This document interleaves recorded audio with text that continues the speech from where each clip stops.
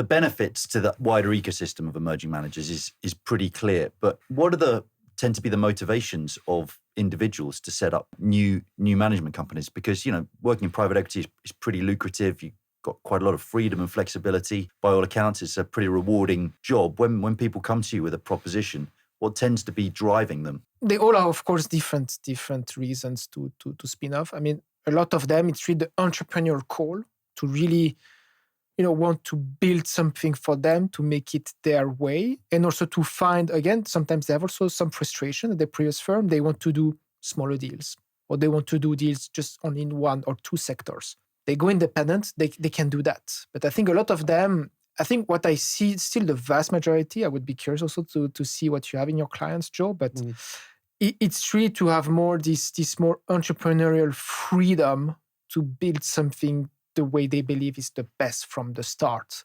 Because a lot of these investment professionals, as you said, they have lucrative, let's say, compensation. And a lot of them, they leave money on the table. And here we're talking about, 7-digit, they leave 7-digit money on the table to set up something new. Of course, in the long term, maybe they will not make more, some of them, but at least they will be happy, because a lot of them, they're just not happy in what they do currently.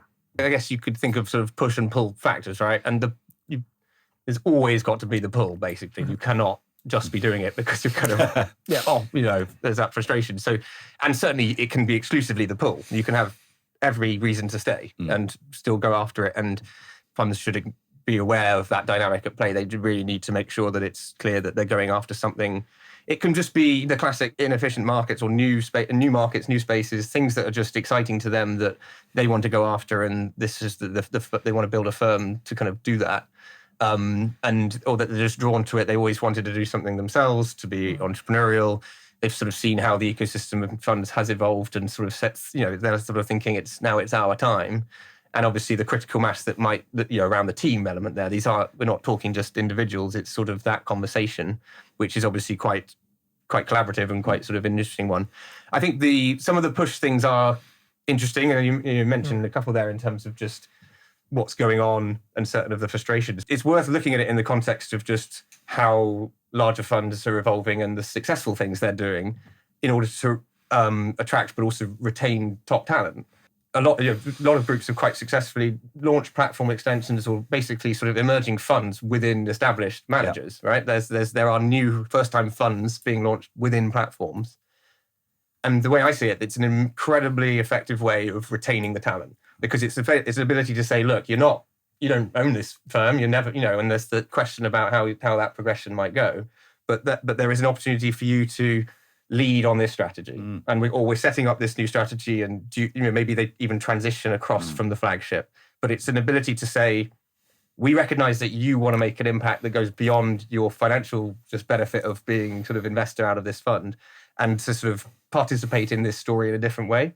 Where that goes right, you get these brilliant case studies, and they're all out there raising multiple strategies at the same time and having a great time with it. Yeah. Where it goes wrong, and I think the fundraising challenges is a big part of the context for this, because you're raising if your flagship's struggling and you have other ancillary strategies that were in play or in design mode, if there's a challenge on the main one, it's going to knock on in a bad way.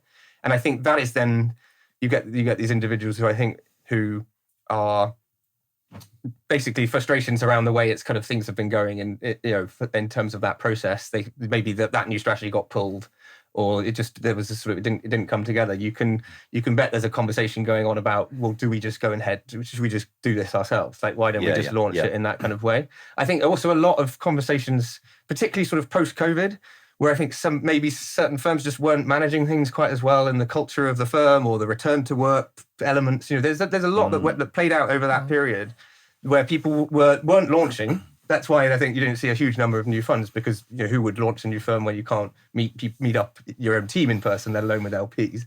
But also this sense that we're going to build something different, and the culture is going to be different, and we're going to care for our employees in a different way, and we're not going to make all of those mistakes that them lot made. A more caring privite equity. So it's a sort of but again, these are pushes of sorts, but you've got to also be more obsessed with the pull. Be much more incited by actually just what are we going after rather than what are we leaving. Yes.